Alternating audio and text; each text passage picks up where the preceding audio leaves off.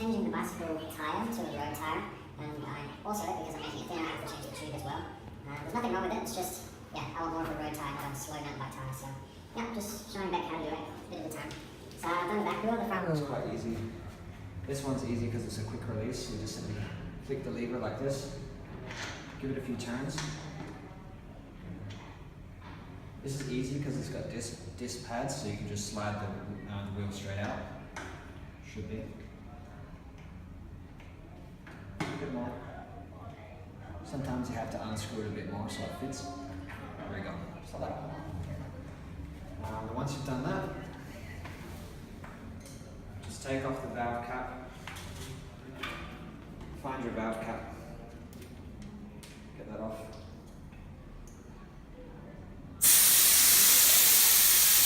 Take all the air out.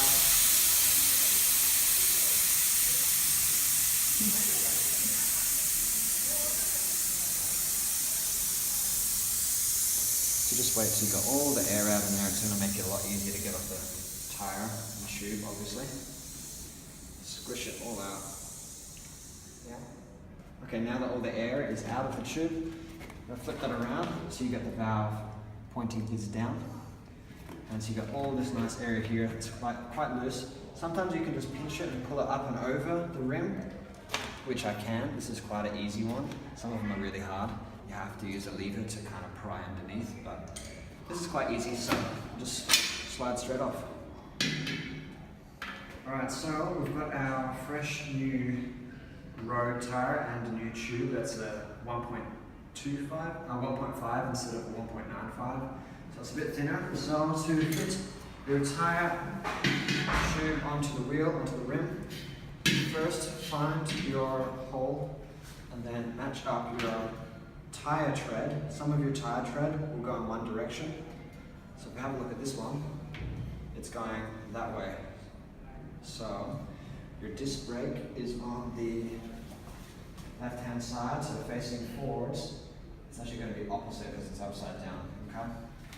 So it would look like it's going backwards. So you can pop one in, and then you simply just get one side of your tyre on. So just kind of just roll it around gently.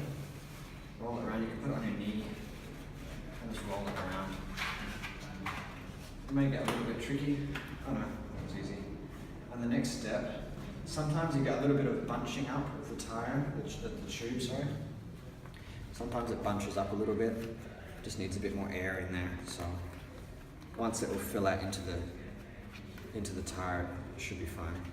So next step is to just pull your valve stem through a little bit more, so it's nice and flush on this side. And then we're going to make sure this is going to fit in nicely on this side here, honey. So you're going to make sure that's nice and snug inside, and you can push your valve stem up, so make sure the tyre bead fits nicely. You can pop it back down again, so it's nice and snug. And then you can just slowly just work your way around. So starting from there, work your way around all the way through to the top. Also checking that your tube isn't going to get pinched in between the tyre and the rim. You can just give it a bit of a jiggle. Jiggle. Trying to get your tube over the rim as well. Okay, so this is the last bit. It can get a little bit tricky because the beading of the tyre can be a bit stiff. So once you've got that in as best as you can, kind of try and jiggle that bead, the tyre bead, into the rim as much as you can. Kind of just push it up to this point. Push it up. Kind of push it together. There we go. You can get it to go over the rim lip.